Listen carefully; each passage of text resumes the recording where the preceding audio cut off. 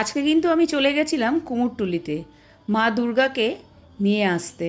মায়ের মূর্তিটা কিন্তু বেশ সুন্দর, মুখটা দেখলেই কিন্তু মনটা আনন্দে ভরে যায়। কিন্তু দশমীর দিনে আবার মনটা কিন্তু খারাপও হয়ে যায়। মা কিন্তু মণ্ডপে আসতেই তুলে নিলাম একটা ফটো। আমি আজকে নিয়ে চলে এসেছি নবরাত্রি উপলক্ষে দুটো নিরামিষ রেসিপি। দেরি না করে মাইকের আওয়াজ শুরু হওয়ার আগেই চলে যাই রান্নাঘরে। নমস্কার বন্ধুরা, টুকির রান্নাঘরে সবাইকে স্বাগত। প্রথমেই আমি এখানে নিয়ে নিচ্ছি 2 কাপ সাবু।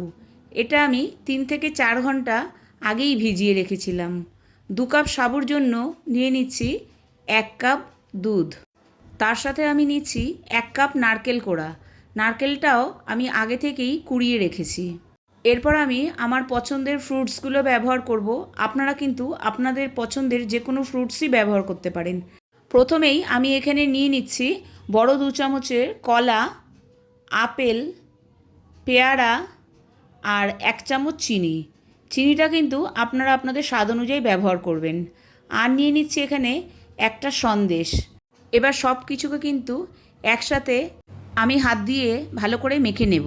সব কিছু ভালো করে মাখা হয়ে গেলে আমি এর মধ্যে দিয়ে দেব আগে থেকে কেটে রাখা ড্রাই ফ্রুটস। ড্রাই ফ্রুটসও কিন্তু আপনারা আপনাদের পছন্দ অনুযায়ী ব্যবহার করতে পারেন। আমি এখানে নিয়ে নিয়েছি কাজু বাদাম, কিশমিশ আর খেজুর। সব ড্রাই ফ্রুটসগুলোকেই আমি ছোট ছোট টুকরো করে কেটে রেখেছি। আর এগুলোকেও খুব ভালো করে দুধ আর সাবুর সাথে মিশিয়ে নিতে হবে।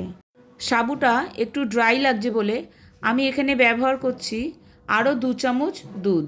আপনারা কিন্তু আপনাদের প্রয়োজন মতো দুধ কিন্তু ব্যবহার করতে পারেন। আবারও সব কিছুকে খুব ভালো করে মিশিয়ে নেব। ভালো করে মেশানো হয়ে গেলে আমি এর মধ্যে দিয়ে দেব বেদানা। বেদানাটা দেওয়ার পর কিন্তু দেখতেও খুব সুন্দর লাগছে আর খেতেও কিন্তু খুব টেস্টি লাগবে। আবারও সব কিছুকে ভালো মতো মিশিয়ে এবার আমি এটাকে সার্ভ করব। চলুন দেখে নেওয়া যাক আমি কিভাবে এটাকে সার্ভ করছি। চটজলদি তৈরি হয়ে গেল আমাদের সাবু মাখা।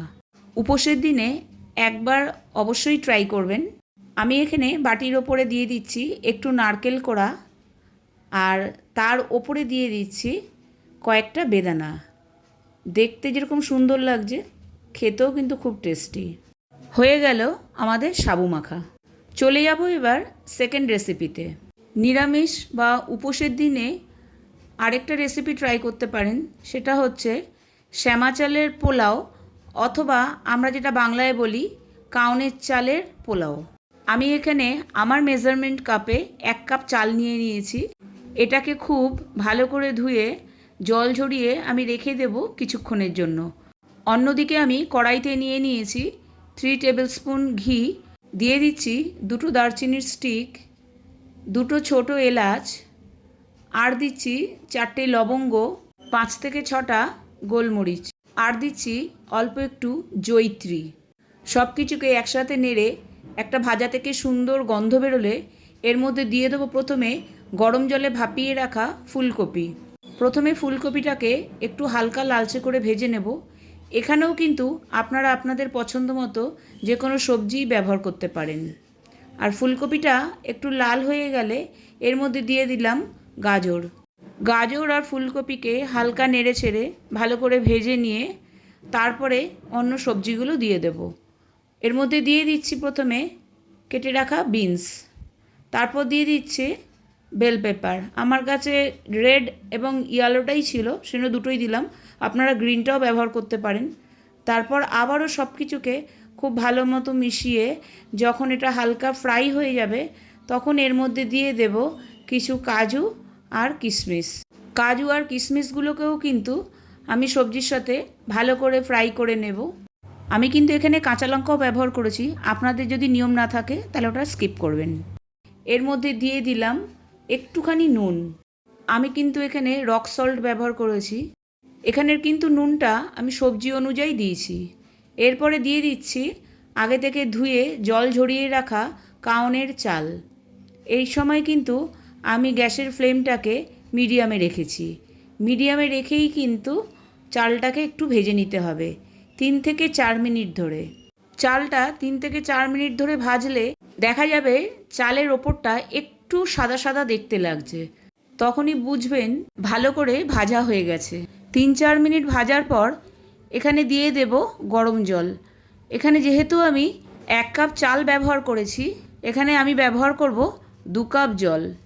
2 কাপ জল ব্যবহার করার পর সব কিছুকে খুব ভালোভাবে মিশিয়ে নেব। এরপর আমি দিয়ে দেব পরিমাণ মতো নুন ও চিনি। নুন ও চিনিটা কিন্তু আপনারা আপনাদের টেস্ট অনুযায়ী দেবেন। নুন ও চিনিটা দেওয়ার পর আবারও খুব ভালো করে মিশিয়ে আমি এবার কড়াইটাকে ঢেকে রেখে দেব 7 থেকে 10 মিনিটের জন্য। এই সময় কিন্তু গ্যাসের ফ্লেমটাকে একদম লোতে রাখতে হবে। আমার কিন্তু 7 মিনিট হয়ে গেছে। দেখুন আমাদের পোলাও কিন্তু ভীষণই সুন্দর আর ঝরঝরে হয়েছে। তবে হ্যাঁ, এটাকে কিন্তু আরও 5 মিনিটের জন্য একটু ঢেকে রেখে দিতে হবে।